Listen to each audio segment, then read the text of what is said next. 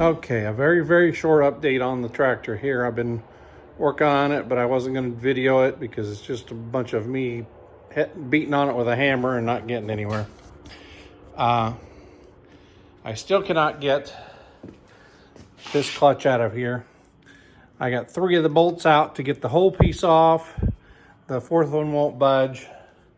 Now I've got the bolts taken out of the transmission plate. Got a few little screws that I have to try to get out of the side to unhook the electrical wires that are running to the fenders for the lights. So far I'm not having a whole lot of luck with that either.